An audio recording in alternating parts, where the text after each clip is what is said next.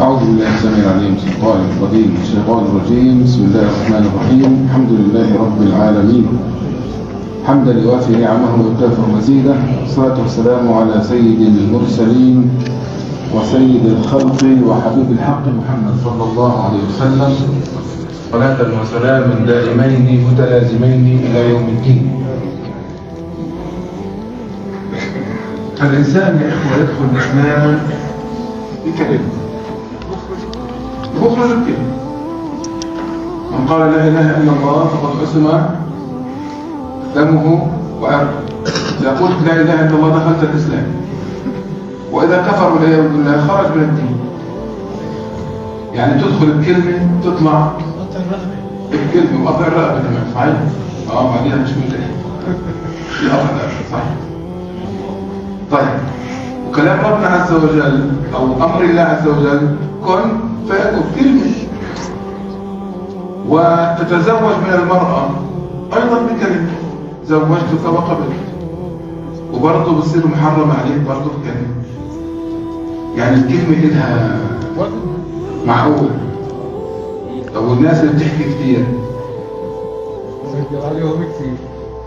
بقول لك لنفرض جدلا انه قدام بيتك في شجرة كبيرة وعليها اوراقها كثيرة جدا، ولكن بدك تعرف انه كل واحد قدام داره شجرة، هذه الشجرة كل كلمة بيحكيها بتقع منها ورقة. تكلمت 5 كلمات ينزل 5 ورقات، وكل ورقة بيوم. يعني انت عمرك هذه الشجرة اللي عليها اوراق، وكل كلمة بتحكيها بينزل يوم من عمرك. كم كلمة بتحكي؟ بضل ساكت. ليش؟ بصير تحسب. إذا حكينا كثير نستعجل في الموت، بدنا نروح. وإذا قلبنا الحكي لا، يعني لسه في مجال. وهل نؤاخذ بما نقول يا رسول الله؟ قال ثكلتك أمك يا معاذ تحببا. طبعا مش أنه قال له اجعل مكة مكان إن شاء الله بتموت، لا، هذا نوع من أنواع التحبب في اللغة العربية. وهل يكب الناس على مناخرهم أو على وجوههم يوم القيامة إلا حصائد ألسنتهم، إلا الكلام تبعهم. وين ودينا جهنم والعياذ بالله؟ مش الأعمال.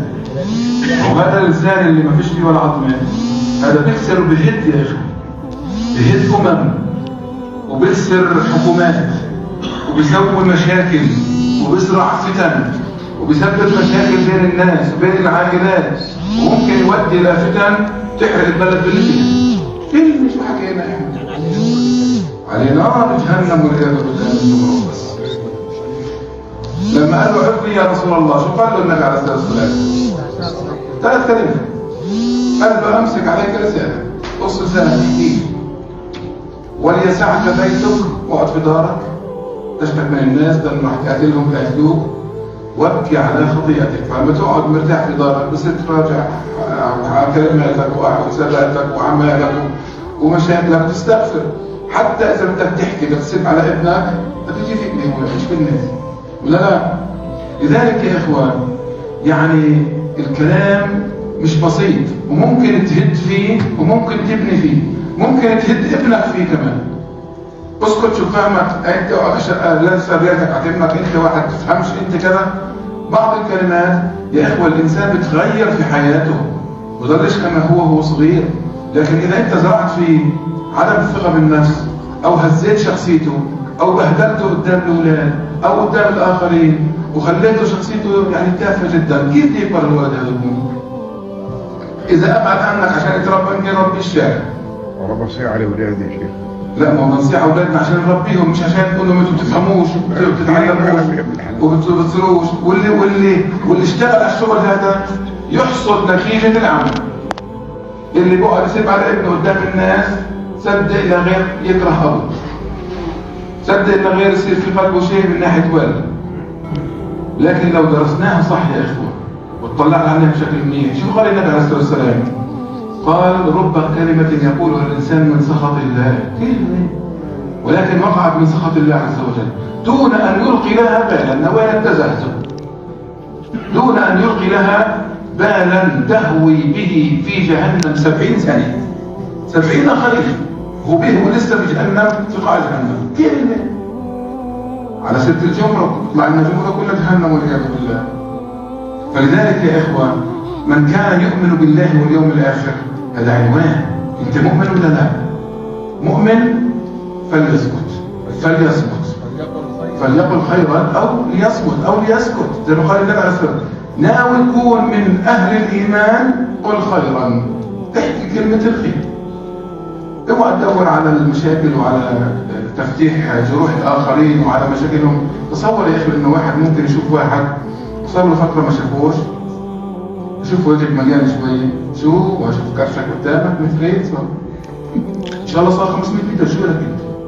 وأنا مش عارف حالي إني أنا بدي كرش ولا لازم تيجي تقول لي ولا ما شفتش حاجة في المراية ولا مرة أنا ولا لا. بس ممكن الكلمة هذه أقعد أفكر فيها يمكن يكون هذا الإنسان مريض يمكن يكون مريض وهو هذا الإشي اللي صار فيه جراء هذا المرض مش قادر يسيطر عليه يبلش يحبر وفي الليل ويقارب في حاله ويحاول يدور على شغله ويمكن يؤدي في هذا إلى حالة ويضيع. أو واحدة تدخل على واحدة على الدار شو هالكلام هذا اللي جيتك على دارك 20 مرة وكان أخوه 20 سنة بضرب لما تجوزني تروح لي من هون بتجيب المشكلة في الدار وبتدق في جوزها. طب جوزها ما هو بالعافية قاعد مسدك حاله ل 20 الشهر وبعدين 10 الأواخر زي 10 رمضان يعني بالعافية بكمل. ليش تحكي وتتدخل في ما إلك فيه؟ إشي ما إلك فيه ما تحكي فيه. لكن بشكل آخر لو نيجي نطلع على الناس اللي حكت كلمة خير وكيف بنت شخصيات عظيمة جدا في التاريخ الإسلامي. الله ينور عليك. وهذا من حسن الإسلام عشان تصير محترم الإشي اللي مالكش فيه تتدخلش فيه. إحنا لما نعرف أشياء ضرورية نفهم كل شيء ندخل في إيش؟ في أعماق الأمور وبدنا نقعد على الأرض على رأيك ونقعد على يعني كل تفصيلة وبدنا نفهم كل شيء ونتدخل ونحكي ونتكلم ونعبر ويعني نصير إحنا زي المفتي اللي قاعد بيفتي مش عارف وين الله حاط. لذلك يا إخوة هذا الأمر ممكن أنت ترفع فيه حتى ابنك. ربنا يقول في القرآن الكريم يا أيها الذين آمنوا هذا كلام المؤمنين يعني مين؟ إحنا. بيقول لنا ربنا عز وجل قوا أنفسكم وأهليكم نارا وقودها الناس والحجارة. يا إخوة نار هذه مش وقودها حطاب وقودها البني آدمين الناس اللي اشتغلت في الناس بأعراضها وفي مشاكلها وأذتها ومدت إيدها عليها وسرقت أموالها وحرقت صدورها وسياراتها واتدهدت عليها وسوت مليون مشكلة. كل هذا اللي بيصير يا إخوة وأنت مش حاسب حساب أنك ستقف يوما ما أمام الله عز وجل يقول لك تعال تتحاسب وشوف شو اللي سويته ومع مين عملت المنيحة ومع مين عملت الردية وتحاسبك. بعدين ساعتها يا تنجو يا تنجوش. انظر يا أخوة للعلماء الأفضال علماء الأمة الإسلامية. هؤلاء العلماء اللي بنوها قبل ما نحكي عن علماء الأمة نجيب لكم يعني مثالين من الواقع اللي عايشين فيه. هنقول صنع المصباح الكهربائي واحد اسمه توماس أديسون. في أول حياته كان بيعرفش يحكي كويس وكان يعني ترقوطه روح انت يا اهبل ما تفهمش ومش عارف تتكلم. فلما راح عند الموالد تعالى انا بدي اعلمك وانا بدي ادير بالي عليه. فشو صار؟ يعني لولا توماس اديسون اللي صار له اكثر من 120 سنه صار عندنا هذا ولا كان احنا ما بنشوفش معنا زراويل مش عندنا كهرباء. هذا الاهبل اللي قالوا له روح تفهمش. والبرت اينشتاين بعثوا معاه ورقه لامه شو قالوا لها؟ ابنك غبي لا يصلح أن يكون في مدرستنا هذه المدرسة الكويسة. يلا روح بلزمناش. فهي لما قرأت الورقة شوف كيف الأم قرأت الورقة قدام ابنها بصوت عالي قالت المدرسة تقول يا بني أنك ذكي جدا وهذه المدرسة لا تستحمل الأذكياء فسأربيك أنا وأعلمك أنا. ألبرت أينشتاين اللي هو من العظماء الموجودين ومعروفين وصيتهم داع في جميع أنحاء العالم. طيب وإحنا ملناش تاريخ ملناش ناس أفذاذ واللي قاموا على شؤونهم أمهاتهم. طيب أول واحد منهم واحد اسمه ربيعة ابن فروخ ومشهور يا إخوة عندنا باسم إيش؟ ربيعة الرأي. هذا كان عالم وإمام الإمام مالك والشافعي والأوزاعي والثوري هذا إمامهم. قالوا لي علمهم قالوا لي رباه قالوا لي فهموا قالوا لي ده بنوا عليه امه، حكت له كلمه بس. هذا الولد الصغير طبعا لما حملت به ابوه استنفروا له الجيش ولا الجهاد في سبيل الله وطلع. قديش غاب عن امه فكره خلال المرحله دي؟ 27 سنه.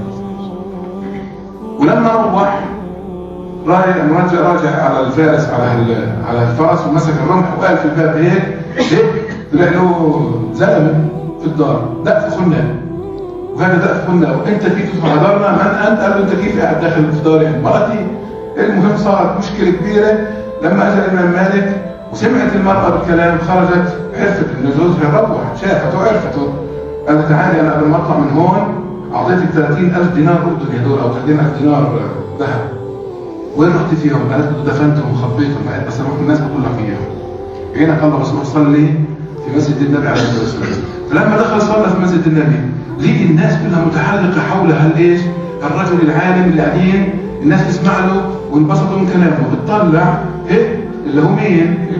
اللي هو ربيعه، اللي هو اللي دق فيه، اللي هو ابنه. متحلقين حوالين العلماء يا اخوه مش اي واحد.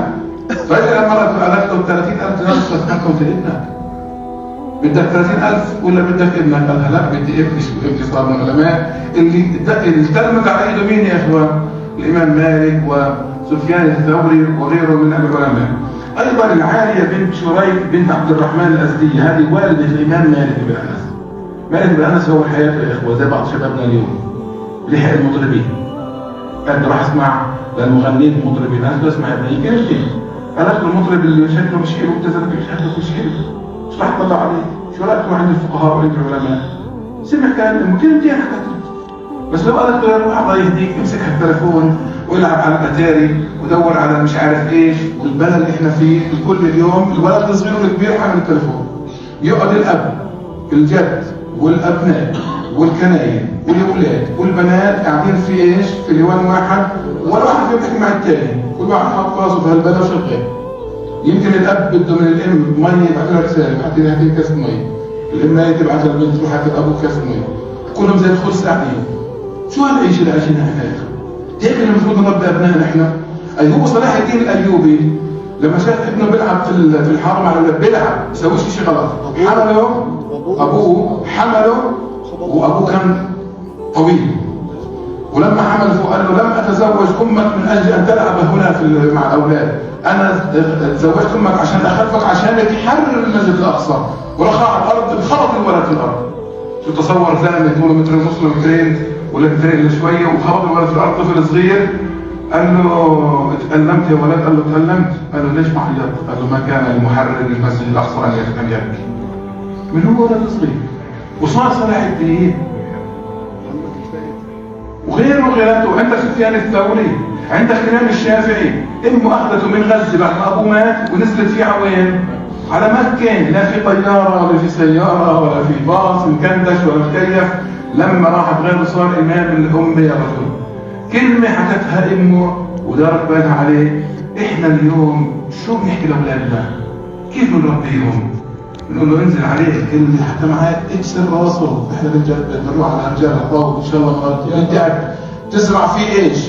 قلت الحياه وقلت الدين، ولا الدين اللي عشان في الاخر توقف يوم الايام عند ربنا ويقول لك ربنا الحقنا بهم ذريتهم وما افتناهم من عملهم من شيء. اذا انت تربيت ابنك يا بتربي وبرفعك كمان او ترفعه على الجنه يا بسحبك على جهنم والعياذ بالله. لذلك يا اخو علينا ان نكون حكماء في ألفاظنا، في كلماتنا، في تربية أبنائنا، في التلفظ والتحكيم مع الآخرين سواء مع الأبناء أو مع الزوجة أو مع الجيران أو مع الأصحاب أو مع أهل البلد أو مع الناس بشكل عام. هي كلمة واحدة ممكن تخرب البيت وممكن تعمر البيت، وفي النهاية حط هالكلمة على الميزان، إذا هي كويسة احكيها، مش كويسة بقى منها يا أخي، بقى منها توديك على جهنم والعياذ بالله. نسأل الله عز وجل أن يربط على قلوبنا وأن يعني يطهر ألسنتنا من الكذب والنميمة والغيبة والغش والخداع، وأن يعلمنا ما ينفعنا وأن ينفعنا بما علمنا وأن يغفر لنا أجمعين، إنه ولي ذلك والقادر عليه. وصلى الله وسلم وبارك على سيدنا محمد وعلى آله وصحبه أجمعين.